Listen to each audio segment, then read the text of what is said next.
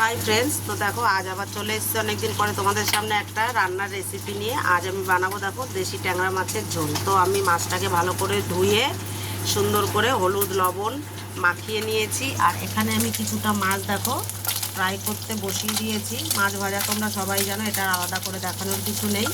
তো আমি সবটা দেখানো ভাবলাম না দেখালেও চলবে, যেহেতু সবাই জানে এখন মাছটা কী করে ভাজতে হয়। তো তোমরা দেখতে থাকো। আর এখানে দেখো আমি কিছুটা মশলা করে নিয়েছি।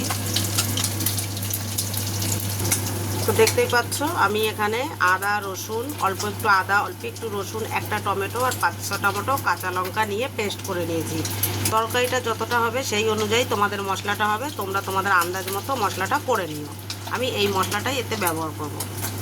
তো দেখো মাছগুলো কিন্তু আমার সব ফ্রাই হয়ে গেছে। এখানে কড়াইতে একটু তেল আছে, আমি এই তেলেই দিয়ে দেবো জিরে ফোড়ন। তো দেখতে পাচ্ছ আমি কিন্তু এতে আরও দুটো তেজপাতাও দিয়ে দিয়েছি। এবার এতে আমি দিয়ে দেবো, আমি দুটো মিডিয়াম সাইজের আলু কেটে নিয়েছি। আলুটাকে দিয়ে আমি ফ্রাই করে দেবো। দেখতেই পাচ্ছ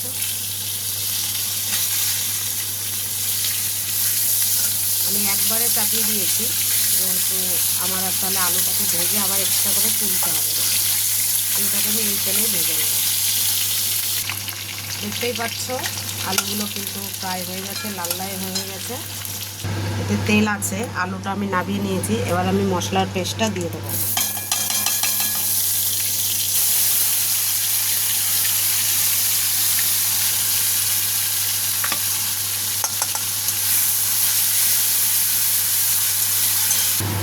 তো দেখো এবার এতে আমি মশলাগুলোর মধ্যে দিয়ে দেবো সামান্য নুন, মানে তোমাদের স্বাদ অনুযায়ী তোমরা দেবে নুন। হলুদটা নুন 1 চামচ থেকে আর একটু বেশি হলুদ, আর জিরের গুঁড়ো দিয়ে দেবো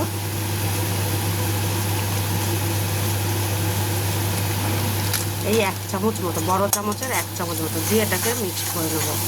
তোমরা কিন্তু এটাকে বাটিতে একসাথে গুলে জল দিয়ে মশলার সাথেও দিতে পারো। আমি যেহেতু মশলাটায় এখন একটু জল দিয়েছি, তাই জন্য আমি এইভাবেই এর সাথে আমি মশলাটাকে পেস্ট করে মানে সব দিয়ে একসাথে মিশিয়ে নিচ্ছি, যাতে মশলাটা পুড়েও যাবে না আর সুন্দর একটা ফ্লেভার হবে, সেন্টও ভালো হবে। তোমরা দেখতে পাচ্ছ মশলাটা কিন্তু কষানো হয়ে গেছে। দেখো মশলা থেকে তেল ছাড়তে শুরু করেছে। এবার আমি ভেজে রাখা আলুগুলো দিয়ে দেবো। দেখো আমি এতে অল্প জল দিয়ে নিয়েছি সামান্য, দিয়ে আমি এটাকে একসাথে দিয়ে দেবো। দিয়ে এবার এটাকে সুন্দর করে কষিয়ে নেবো। আর একটু ঝোলটা একটু ফোটা অবধি একটু কষিয়ে দেবো এটাকে। তোমরাও কিন্তু বাড়িতে এইভাবে ট্রাই করতে পারো। ট্যাংরা মাছের ঝাল খুবই সুন্দর হয় আলু দিয়ে। এটা তোমরা মশলা দিয়েও করতে পারো শুধু, আবার এর মধ্যে তোমরা সবজিও দিতে পারো। আমার এইভাবে ভালো লাগে আলু দিয়ে, তো আমি এটাই করেছি। তোমরাও এইভাবে অবশ্যই বাড়িতে ট্রাই করে দেখবে।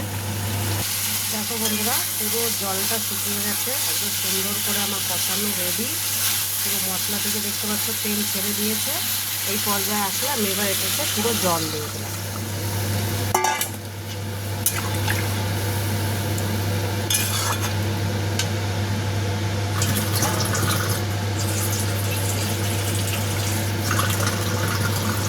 আর একটু দেবো, যেহেতু এটা একটু পাতলা ঝোল হবে তাই জন্য একটু জলটা বেশি দিলাম পরিমাণ। আর এবার আমি এটাকে ঢাকা দিয়ে আলুটা সিদ্ধ হতে দেবো। তো দেখো বন্ধুরা আমি এই সবে ঢাকনাটা নামিয়েছি। এবার দেখো আলু কিন্তু সিদ্ধ হয়ে ভেঙে যাচ্ছে। দেখো আলুটা আমার সিদ্ধ হয়ে গেছে। এবার আমি ভেজে রাখা মাছগুলোর ভিতরে দিয়ে দেবো।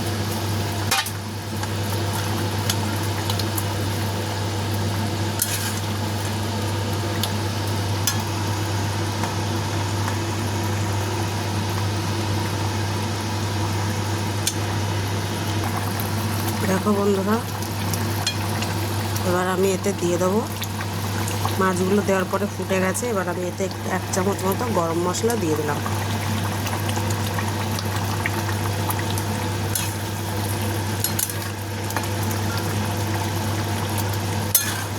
সামান্য একটু ফুটিয়ে আমি এবার এটাকে নামিয়ে দেবো। কিন্তু যেহেতু ঝোলটা আমাদের এটুকুই লাগবে, যাদের যতটা লাগবে সেই আন্দাজে তোমাদেরও ঝোলটা হবে। দেখো বন্ধুরা, একদম ঝোলটাও শুকিয়ে গেছে, যতটা লাগবে আমার সেই আন্দাজে হয়ে গেছে পরিমাণ মতো। এবার আমি তরকারিটাকে নামিয়ে দেবো। তো দেখো আমি কিন্তু তোর সবজিটাকে নামিয়ে দিয়েছি, আর তোমরাও এইভাবে বাড়িতে বানিয়ে দেবে। কালারটা দেখতেই পাচ্ছ, খুবই সুন্দর। ট্যাংরা মাছের পাতলা ঝোল, খুবই খেতে ভালো লাগে আর খুবই মানে দুর্দান্ত সুন্দর। তোমরা এইভাবে বাড়িতে অবশ্যই বানিয়ে ট্রাই করো, আর কেমন লাগে কমেন্টে জানাতে একদমই ভুলবে না। আর ভালো লাগলে অবশ্যই লাইক, কমেন্ট, শেয়ার অবশ্যই করে দিও। ভালো থাকো, সুস্থ থাকো, আর ভালো ভালো সবাইকে রান্না করে খাওয়াতে থাকো, নিজেও খেতে থাকো। Good bye.